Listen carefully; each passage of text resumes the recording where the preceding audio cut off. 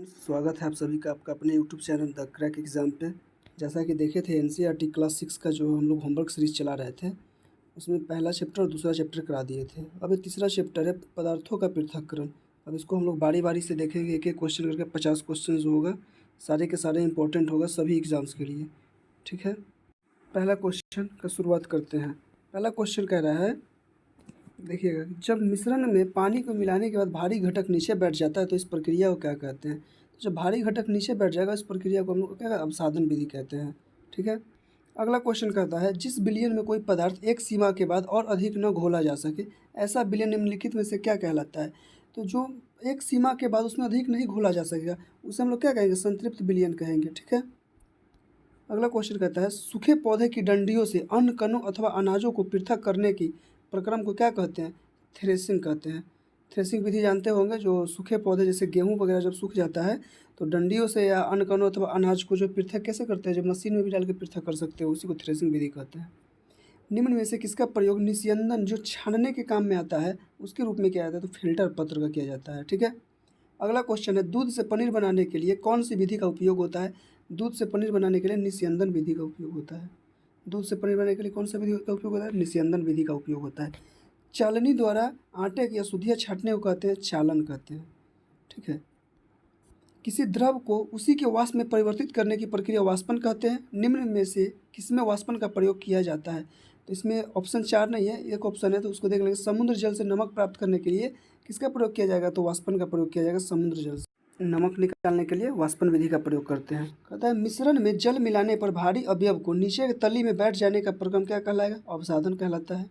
अवसादित मिश्रण को बिना हिलाए जल को मिट्टी सहित उड़ेलने की प्रक्रिया को निस्तारण कहते हैं। ठीक है। वायु है, वायु क्या एक समांगी मिश्रण है। पृथक्करण शब्द का क्या अर्थ होता है? तो पृथक्करण का शब्द क्या होता है? अलग करना अर्थ होता है।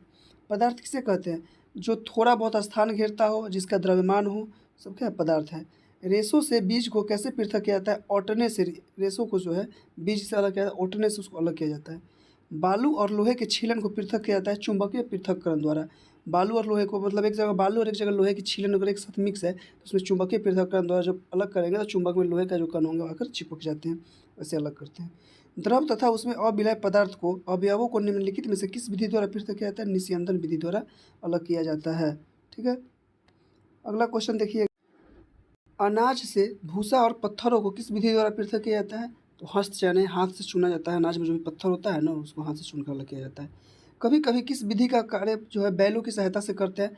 थ्रेसिंग की सहायता कभी कभी बैलों के द्वारा किया जाता है।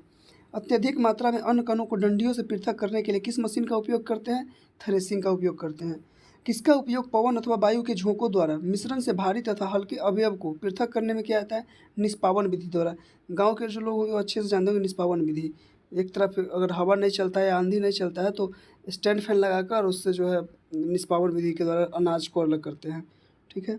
किसका उपयोग पवन अथवा वायु के झोंकों द्वारा मिश्रण से भारी तथा हल्के अवयवों को पृथक करने में किया जाता है? निष्पावन विधि के द्वारा।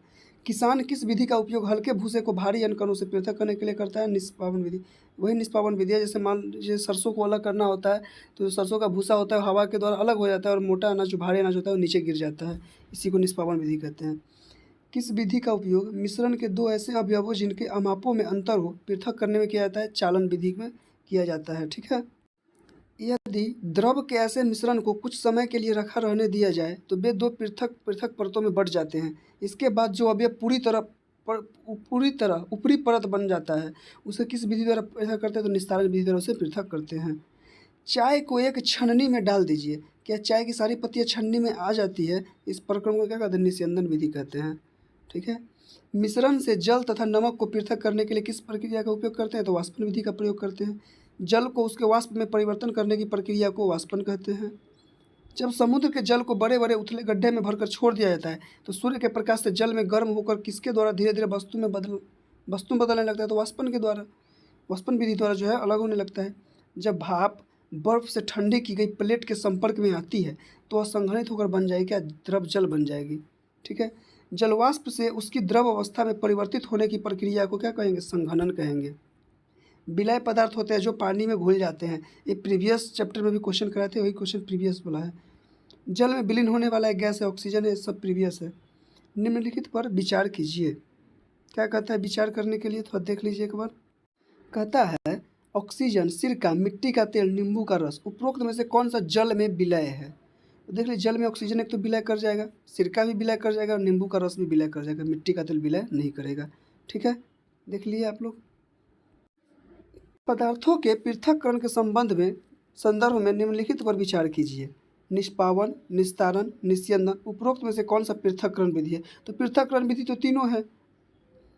किस पदार्थ के विलयन को गर्म करने से उसकी विलायता पर निम्नलिखित में से क्या प्रभाव पड़ता है। तो किसी पदार्थ के विलयन को गर्म कीजिएगा तो उसकी विलायता में बढ़ जाएगा। ठीक है, आयोडीन और पोटेशियम क्लोराइड के मिश्रण से आयोडीन को अलग किया जा सकता है ऊर्ध्वापातन द्वारा। शुद्धिकरण की प्रक्रिया में गंदले पानी का उपचार फिटकिरी से करते हैं। यह प्रक्रिया क्या कहलाती है, स्कंदीकरण कहलाती है। अल्कोहल जल मिश्रण से जल को अलग किया जाता है, आसवन के द्वारा किया जाता है अल्कोहल को जल से अलग। ठीक है, किशमिश के दाने जल में रखने पर फूल जाते हैं, किसका उदाहरण, परासरण विधि का उदाहरण है। ठीक है, एसीटोन और जल का मिश्रण किसका उदाहरण है, आसवन का। समुद्री जल के शोधन में सामान्यतः किस विधि का प्रयोग किया जाती है, तो आसवन विधि का। समुद्री जल का जो शोधन किया जाता है उसमें आसवन विधि का प्रयोग होता है। निम्नलिखित में से वह शुद्ध पदार्थ जिसे पदार्थ के किसी अन्य रूप में विभाजित नहीं किया जा सकता है क्या कहलाता है, तत्व कहलाएगा। क्या कहलाएगा, तत्व कहलाएगा। ठीक है, दो या दो से अधिक तत्वों के मात्रा के विचार से एक निश्चित अनुपात में सहयोग करने से बना पदार्थ क्या कहलाता है, यौगिक कहलाता है। दो या दो से अधिक शुद्ध पदार्थों को किसी भी अनुपात में मिला देने से क्या बनेगा, मिश्रण बन जाएगा। कोई भी अनुपात में मिला तो मिश्रण बन जाएगा। एल्कोहल जल मिश्रण से जल को अलग किया जाता है आसवन द्वारा। रिपीट करके एक क्वेश्चन। ठीक है, आसवन द्वारा होता है। ठीक है, आयोडीन और पोटेशियम क्लोराइड के मिश्रण से आयोडीन को अलग किया जाता है ऊर्ध्वापातन द्वारा। सब रिपीट कर रहा है क्वेश्चन। एक ठोस के सीधे गैस में परिवर्तन को कहते हैं ऊर्ध्वापातन। ठोस को सीधे गैस में, जैसे कपूर को जो जलेगा तो सीधे क्या गैस में परिवर्तन क्या होता है, ऊर्ध्वापातन द्वारा होता है। निम्नलिखित में से कौन सा एक विजातीय मिश्रण है। इसमें तो 4 ऑप्शन नहीं है, 3 ऑप्शन, एक ही ऑप्शन तो निलंबन होगा। तरल पदार्थ से गैस में परिवर्तन होने की प्रक्रिया को क्या कहते हैं। अब कोई तरल पदार्थ है जैसे पानी और गैस में परिवर्तन, वाष्पीकरण भी अलग हो जाएगा। ठीक है, पदार्थ के दबाव या तापमान में परिवर्तन के कारण पदार्थ की गैसीय अवस्था में द्रव अवस्था में परिवर्तन की प्रक्रिया को क्या कहा जाता है, संघनन कहा जाएगा। ठीक है, निम्नलिखित में से किस विधि का प्रयोग करके हम विलयन में से ठोस विलय को, देखिए विलयन में से ठोस विलय को, तो वाष्पीकरण।